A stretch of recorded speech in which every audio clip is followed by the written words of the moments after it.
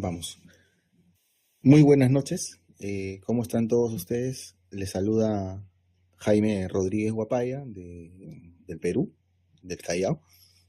Vamos a continuar con las clases del curso de choque en pediatría y sepsis neonatal, ¿no? Entonces, como recordarán, en las anteriores clases hemos hablado sobre la fisiopatología del shock. Hemos ya tratado sobre shock hipovolémico, shock distributivo. En esta oportunidad vamos a hablar sobre el shock obstructivo, ¿eh? Entonces vamos a comenzar. El shock obstructivo, como su nombre lo dice, es una obstrucción mecánica al flujo de sangre, ¿no? Hay una obstrucción hacia el corazón que va a ocasionar una obstrucción en el retorno venoso, pero también la obstrucción puede ser desde el corazón, o sea que haya una obstrucción a la salida del ventrículo, ¿no? La obstrucción del flujo sanguíneo va a ocasionar una disminución del llenado ventricular y una disminución del gasto cardíaco secundario a una causa extracardíaca. Entonces, estos dos componentes, la disminución del llenado ventricular y la disminución del gasto cardíaco, nos van a llevar finalmente a un estado de shock. Las causas que pueden ocasionar shock obstructivo son condiciones que amenazan la vida y requieren manejo urgente, ¿no? Por ejemplo, en el caso del taponamiento cardíaco, urge hacer una pericardiocentesis, ¿no? En el caso del neumotórax hipertensivo, el manejo urgente es hacer una toracocentesis y o colocar un drenaje torácico, ¿no? Y tromboembolismo pulmonar masivo, ¿no? Que hay que hacer hay que dar un tratamiento de anticoagulación y en algunos casos trombectomía, ¿no? Entonces son estas tres causas las condiciones principales que pueden ocasionar shock obstructivo, ¿no? El taponamiento cardíaco, el neumotórax hipertensivo y el tromboembolismo pulmonar masivo, ¿no? Vamos a hablar un poco sobre taponamiento cardíaco, ¿no? Es la compresión mecánica externa sobre el corazón y los grandes vasos, ¿no? Como vemos en la imagen, ¿no? Hay una acumulación de líquido, ¿no? Que puede ser agua, pus, sangre o inclusive aire, ¿no? En el pericardio, que va a ocasionar una compresión sobre el corazón y los grandes vasos, ¿no? Este aumento de la presión intrapericárdica va a dificultar el retorno venoso, ¿no? Tanto sistémico y pulmonar, ¿no? Y esto finalmente va a llevarnos a una disminución en el llenado ventricular y por lo tanto una disminución del gasto cardíaco y shock, ¿no? Para compensar esto, hay un aumento de la presión venosa sistémica y de la presión venosa pulmonar, ¿no? Para hacer que la presión del llenado del ventrículo izquierdo y el ventrículo derecho sean mayores, ¿no? Las presiones del ventrículo sean mayores que la presión intrapericárdica, ¿no? Para poder no tener un adecuado llenado y un adecuado bombeo, ¿no? Es un mecanismo compensatorio. El pericardio es relativamente no complaciente, o sea, no es una estructura elástica, ¿no? Cuando la acumulación es aguda, una pequeña cantidad de fluido es suficiente para producir taponamiento cardíaco, ¿no? Y en este caso, al remover una cantidad, aunque sea mínima, puede ocasionar una disminución significativa, ¿no? De la presión intrapericárdica y puede mejorar la presión arterial y el gasto cardíaco, ¿no? Pero en el caso de un taponamiento crónico, una acumulación crónica de líquido en el pericardio, esto puede dar poca o ninguna alteración hemodinámica, ya que el pericardio lentamente se ha ido estirando para acomodar el exceso de volumen, ¿no? En este caso, cuando la acumulación es crónica en el pericardio, será necesario drenar una gran cantidad de líquido, ¿no? Para obtener una liberación comparable del taponamiento, ¿no?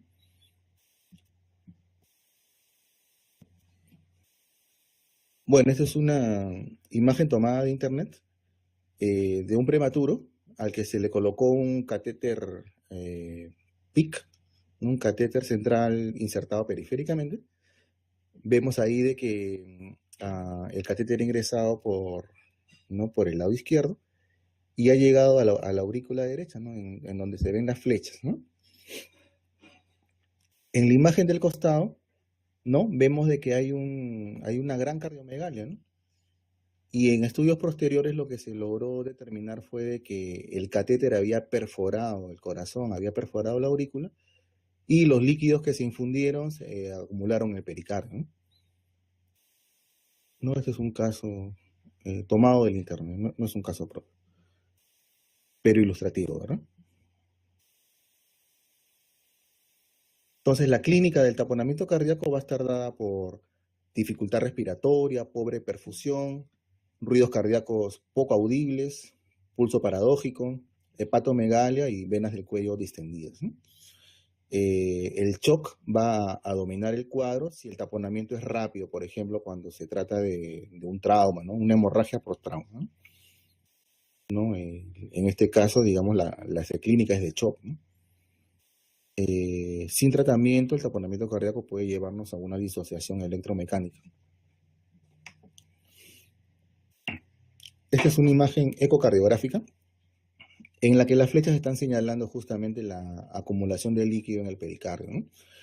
Vemos ventrículo derecho, ventrículo izquierdo, y alrededor ese halo negro que observamos es justamente la efusión pericárdica, ¿no?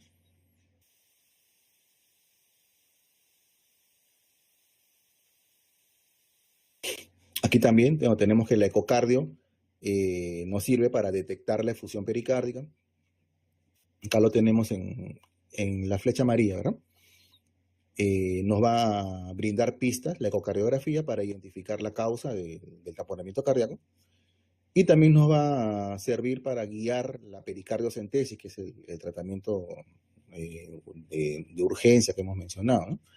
Aquí en la flecha roja estamos señalando la aguja, ¿no? Justamente cuando ha ingresado al espacio pericárdico, ¿no? Sí se logra ver, ¿verdad?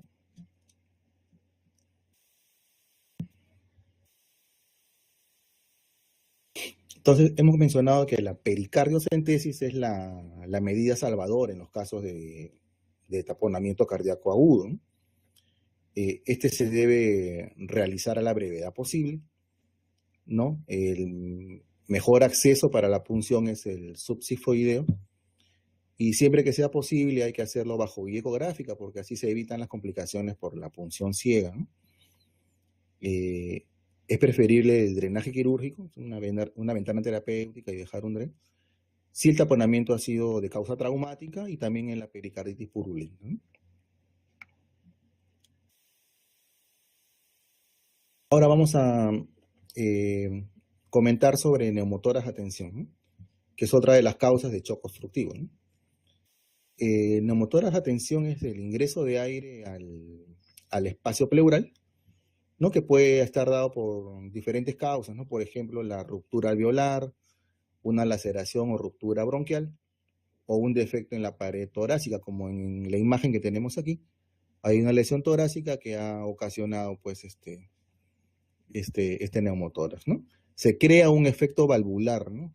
Unidireccional. ¿Qué quiere decir esto? Que el aire ingresa durante la inspiración, pero se queda atrapado ahí, ¿no? No se elimina, ¿no?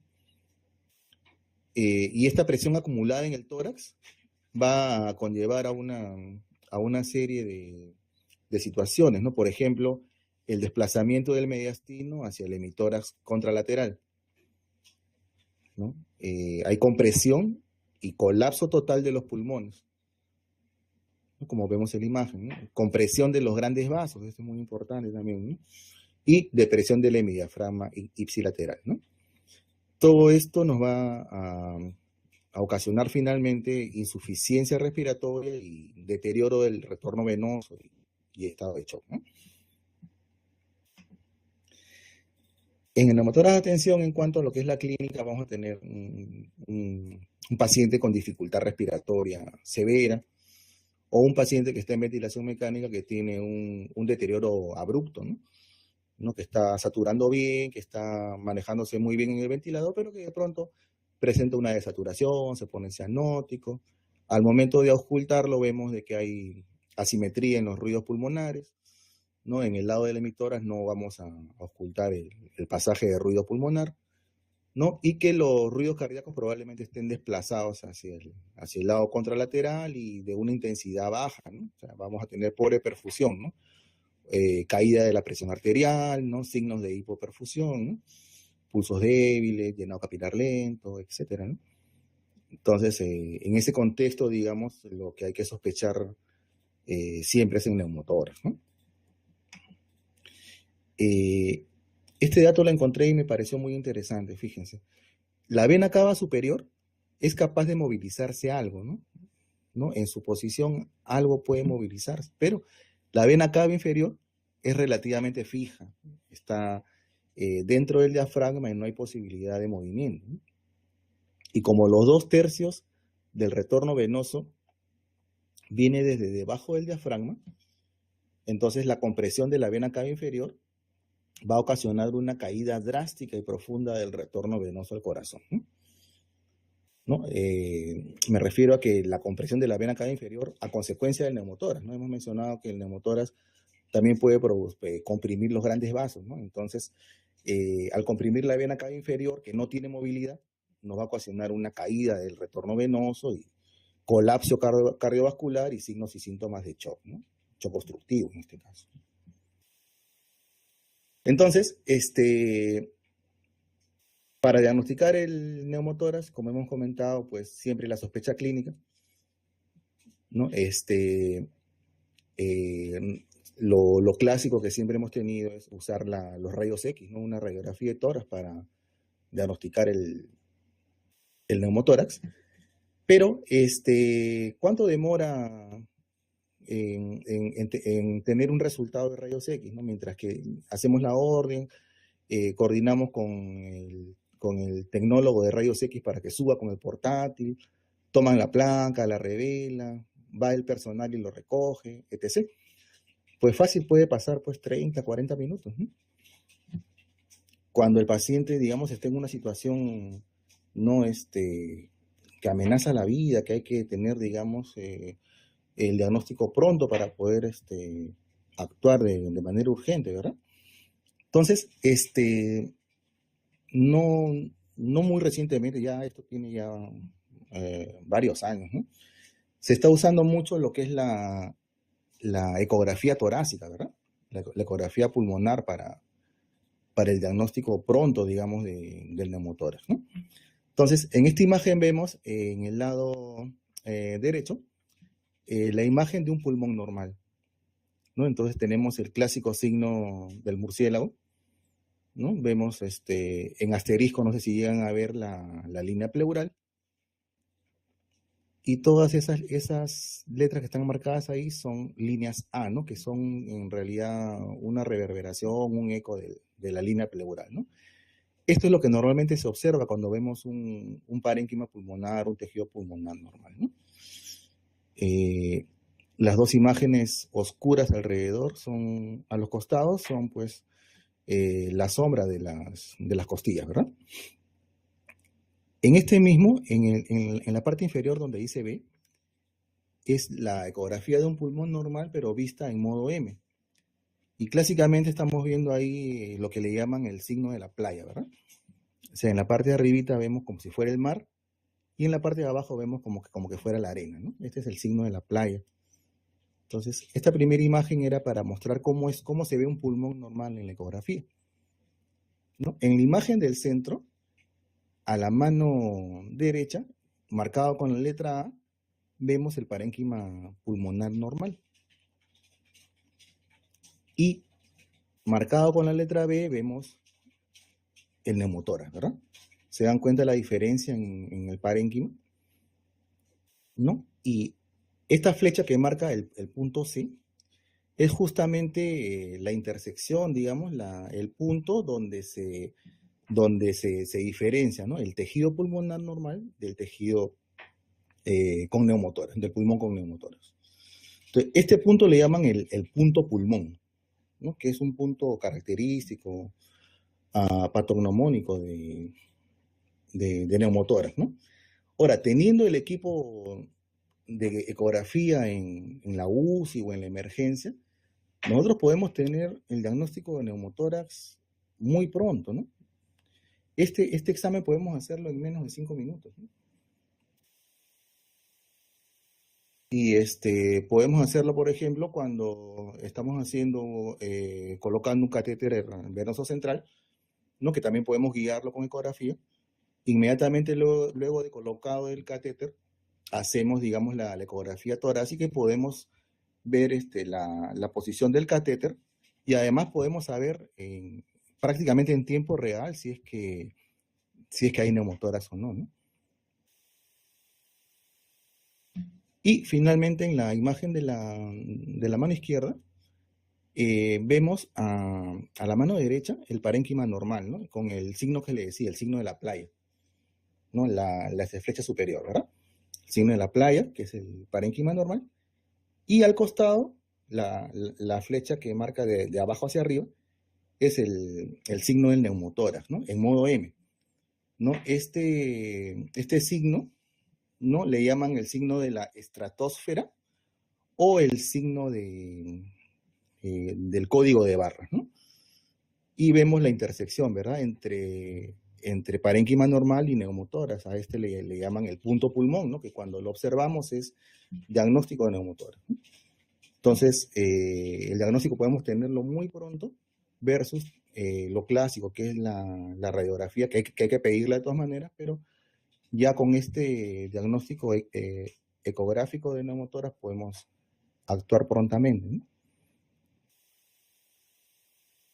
Bueno, en realidad las utilidades de la ecografía, ¿no? En la UCI y en la emergencia, pues cada vez son mayores, ¿no?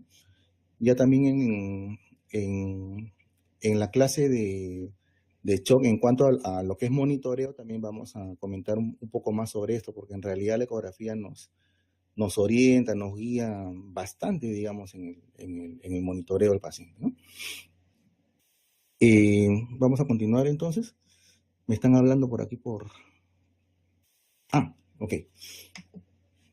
Entonces, una vez diagnosticado el neumotórax, lo que hay que hacer es una toracocentesis, ¿verdad? O sea, la descompresión inmediata, ¿no? Es el tratamiento de elección, ¿no? Entonces, el sitio de donde punzar es el segundo espacio intercostal, línea media clavicular, ¿no? Se hace la limpieza de la zona donde se va a punzar. Se puede premedicar, si el tiempo lo permite, ¿no? Con atropina, 0.01 miligramos por kilo para evitar fenómenos vasovagales. Hay que darse de analgesia, ¿no? Puede ser midazolam fentanilo o ketamina fentanilo, según lo que tengamos costumbre de usar en nuestras unidades. Y vamos a usar un catéter sobre aguja, ¿no? Un Avocat, unido por medio de una llave de 3 vías a una jeringa, ¿no? Con líquido, ¿no? Y vamos a insertar la Avocat aspirando hasta succionar el aire, ¿no? En la cavidad pleural, y vamos a ver que aparecen burbujas dentro de la jeringa, ¿verdad? Con frecuencia, luego de la toracocentesis de rescate, se requiere pues la colocación de un tubo de avenamiento pleural ya permanente, ¿no? Un drenaje bajo sello de agua, ¿no? Pero el hacer la toracocentesis tiene que ser pues pronta, ¿no? Porque eso puede salvar la vida del paciente, ¿no? Ya con un poco más de calma podemos ya coordinar con cirugía pediátrica, con cirugía de tórax para, bueno, ya hacer el drenaje definitivo, ¿no? Vamos a hablar ahora sobre tromboembolismo pulmonar masivo. No es la obstrucción parcial o total de la arteria pulmonar o una de sus ramas, ¿no? Esto ocasiona una alteración en la relación ventilación-perfusión, hipoxemia y aumento de la resistencia vascular pulmonar, ¿no?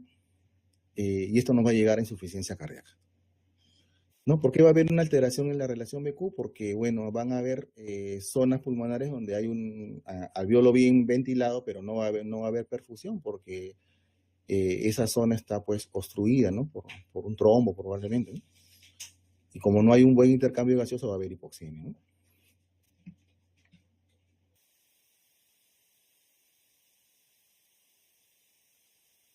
En el tromboembolismo pulmonar masivo, la causa más frecuente es la presencia de un trombo, ¿no?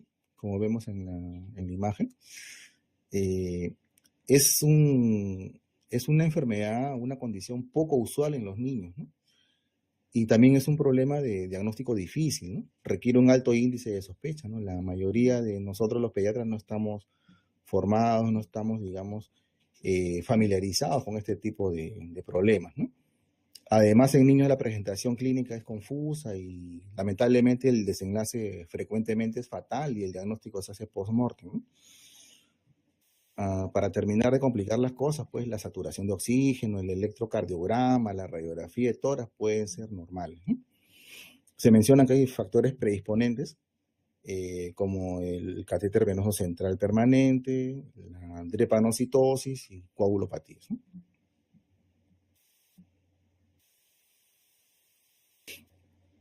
El tromboembolismo pulmonar tiene un impacto profundo en el intercambio gaseoso y en la hemodinamia, ¿no?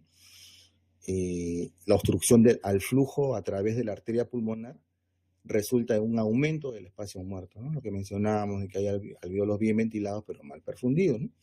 Y esto se manifiesta por una disminución brusca en el CO2 expirado final, ¿no? En la capnografía, ¿no? Y un aumento de la gradiente alvéolo arterial, ¿no? Y de saturación de la mezcla venosa.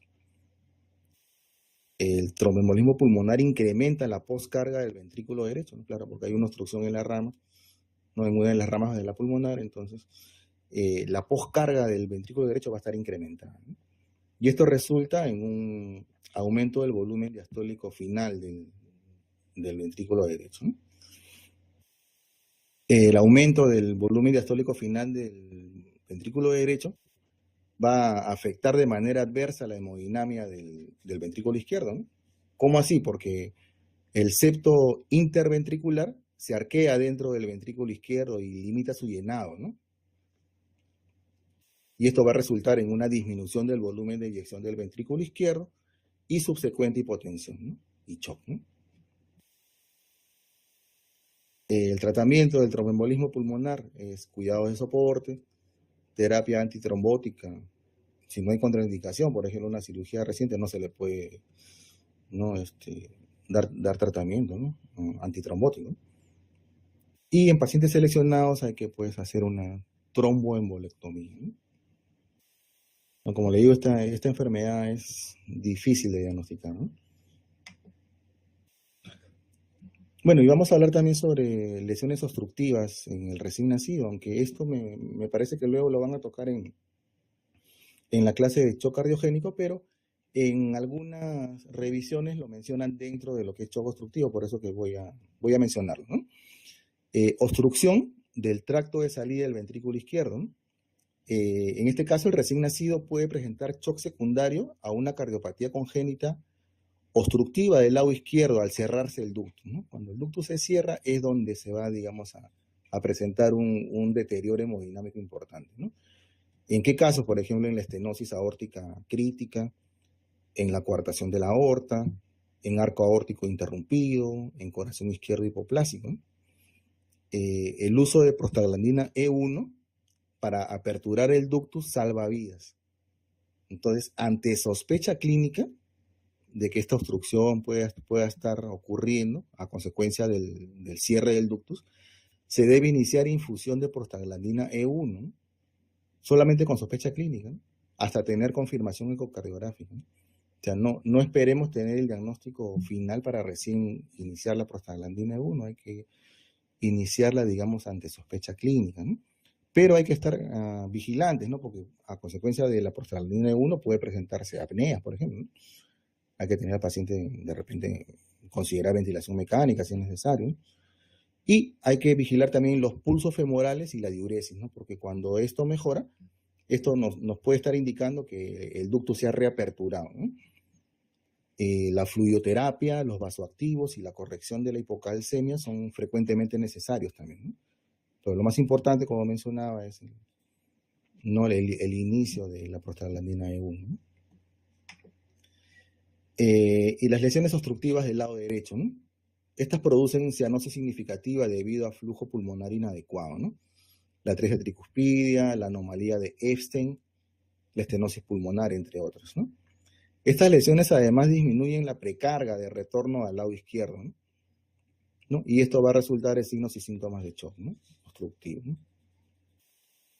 Por disminución de la precarga, ¿no? De retorno venoso hacia el lado izquierdo, ¿no? Bueno, y vamos a finalmente dar algunas palabras sobre el shock disociativo, ¿no? Clásicamente se describen como tipos de shock: el shock hipovolémico, el shock distributivo, el shock obstructivo y el shock cardiogénico, ¿verdad? Pero en algunas revisiones también mencionan el shock disociativo, por eso que vamos a comentar brevemente, ¿no? Hay un adecuado delivery o suministro de oxígeno, ¿no? Por disminución en la capacidad transportadora de oxígeno de la hemoglobina, ¿no? Y eso también puede resultar en shock.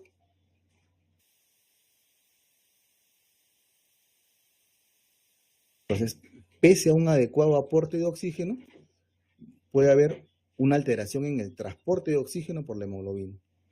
O puede que haya un adecuado aporte de oxígeno, pero la alteración en el metabolismo mitocondrial de oxígeno sea el problema, ¿no? Entonces, el aporte de oxígeno es normal, pero en este caso específico del shock disociativo, el problema está en la capacidad transportadora de la hemoglobina, que está alterada, ¿no?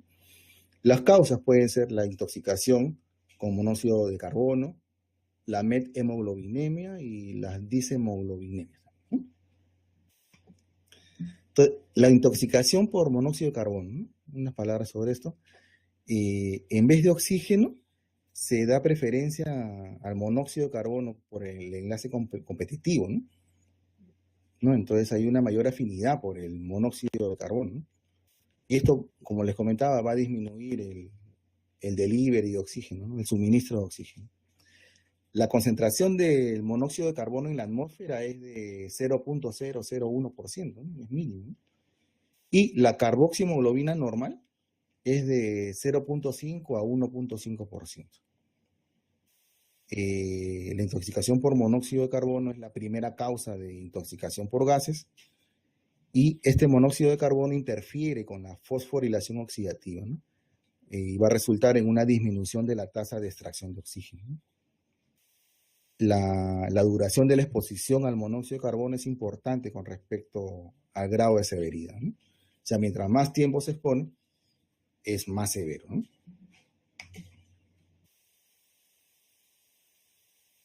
El oxígeno hiperbárico administrado en ambiente presurizado es el tratamiento de este tipo de intoxicación, ¿no? La vida media de la carboxiemoglobina es de 4 a 6 horas con aire ambiental, 40 a 80 minutos con oxígeno al 100% y 15 a 30 minutos en cámara hiperbárica, ¿no? Se debe indicar cámara hiperbárica entonces si la concentración de carboxiemoglobina está entre el 25 al 30%, ¿no? Hasta las 6 horas después del contacto. Y una complicación, ¿no?, descrita de esa terapéutica, ¿no?, del oxígeno hiperbárico es justamente el barotrauma, ¿no? La methemoglobinemia es otra causa de shock disociativo. En este caso, el estrés oxidativo secundario a causas exógenas, ¿no?, como drogas, toxinas, van a ocasionar una oxidación, van a oxidar el hierro de la molécula del M y van a aumentar los niveles basales de methemoglobinemia, ¿no? Esto va a ocasionar una disminución en el transporte de oxígeno y la presencia de síntomas como la cianosis, ¿no?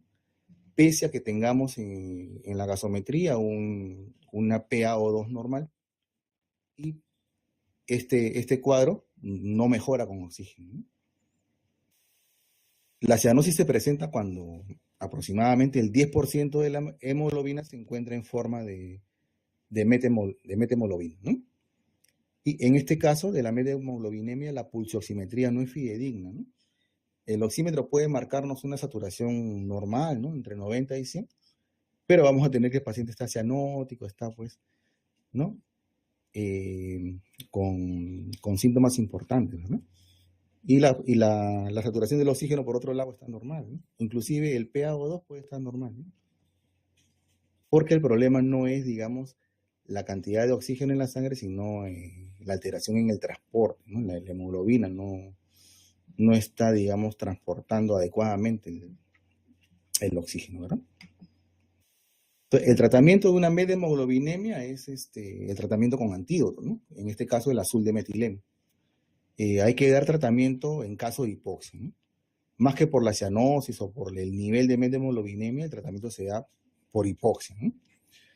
Si la methemoglobina es más del 20%, hay que tratarlo si aparecen síntomas, ¿no? Si es 30%, hay que darlo aún en ausencia de síntomas, ¿no? Hay que dar tratamiento si es que está en 30% o más, ¿no? Y si la methemoglobina está entre el 10 al 30%, hay que dar tratamiento si de base hay enfermedades respiratorias crónicas o acidosis metabólica, ¿no? El azul de metileno se da en dosis de 2 miligramos por kilo, de solución al 1%, por vía endovenosa y pasarlo en 5 a 10 minutos, ¿no? Se puede repetir la dosis en casos necesarios, máximo 7 miligramos por kilo. Si el acceso venoso es dificultoso, en situaciones de emergencia también se puede utilizar la vía intraósea, ¿no? Para administrar el azul de metileno. En pacientes que tienen déficit de glucosa 6-fosfato deshidrogenasa, este medicamento, el azul de metileno, puede provocar hemólisis o methemoglobinemia, ¿no? Entonces, en estos pacientes, si que tienen déficit total, ¿no?, de glucosa 6-fosfato deshidrogenasa, el tratamiento va a ser la exsanguinotransfusión, ¿no?, para remover la methemoglobina. Y en caso que el déficit sea parcial, se utiliza el azul de metileno, pero en dosis menores y con precaución, ¿no? Entonces, me parece que esta era la última lámina, así que eso ha sido todo por hoy. No sé si tengan algún comentario, alguna pregunta para poder, ¿no?, conversar, ¿no?, respecto a lo que hemos a lo que hemos expuesto, ¿no? Creo que han tenido problemas por Facebook, ¿no? Algo estuvieron comentando por interno de que no se ha podido ver la transmisión por Facebook en vivo, ¿no?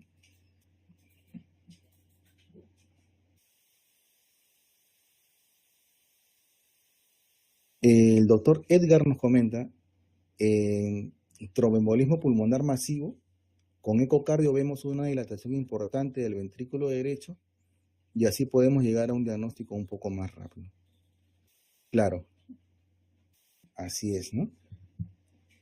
Ahora, el hacer un ecocardio también no es sencillo en todos los escenarios, ¿no?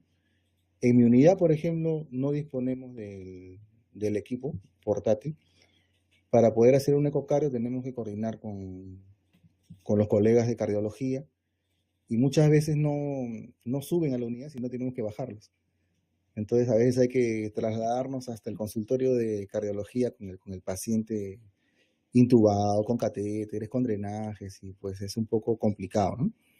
Pero claro que sí, ¿no? Si uno dispone del equipo y tiene el entrenamiento o el apoyo de una persona entrenada en esto, pues claro que sí, sería importantísimo poder hacer una ecocardio ante signos y síntomas que hagan sospechar en un tromboembolismo pulmonar, ¿no? Pero en general, como comentaba, no sé si dentro de las personas que nos acompañan, pues tengan experiencia, digamos, en diagnosticar, en manejar tromboembolismo pulmonar, ¿no? Creo que los colegas de adultos sí tienen un poco más de experiencia y de frecuencia diagnosticando este tipo de casos, ¿no? No sé qué opinan ustedes.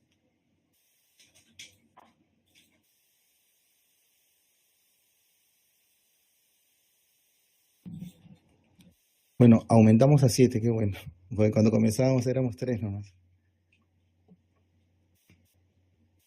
Estábamos con la doctora Saraí y con el doctor Yocho.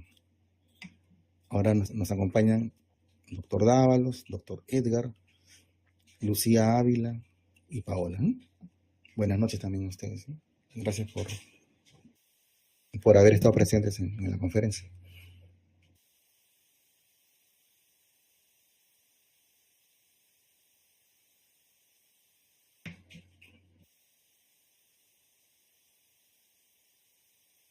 Uh-huh. ¿Alguna pregunta? ¿Algún comentario? ¿Alguna queja, alguna crítica también se acepta?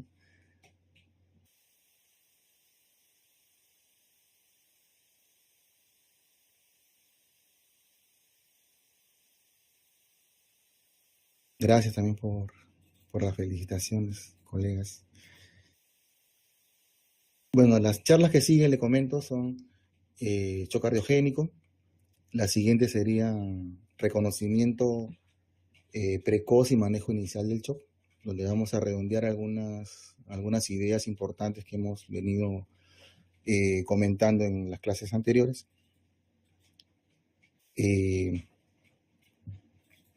Luego de eso va a venir una excelente presentación de vasoactivos, ¿no? A cargo de la doctora Dávalos, me parece que el doctor Barbosa nos comentó, ¿no? Vasoactivos, ¿no? Luego va a venir una clase de monitoreo hemodinámico en shock, ¿no? Que estamos tratando de prepararla bien, ¿no? Dar digamos, aspectos relevantes en cuanto a esto, ¿no? Con el uso de la tecnología, ¿no?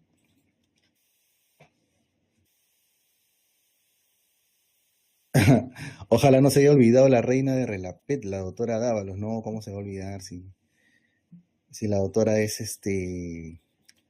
experta en esto de los vasoactivos, ¿verdad? En el foro de expertos, cada vez que hablamos sobre esto, la doctora nos da cátedra de vasoactivos, ¿no? Así que yo mismo estoy esperando con mucha expectativa, digamos, la charla de la doctora sobre vasoactivos, ¿no? Se vienen muchas novedades en cuanto a esto, ¿no?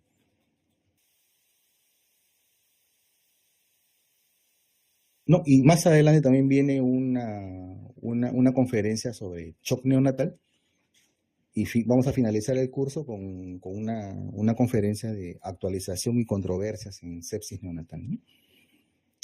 Entonces, esperemos que en las próximas semanas nos sigan acompañando. Bueno, doctor Yocho, no sé si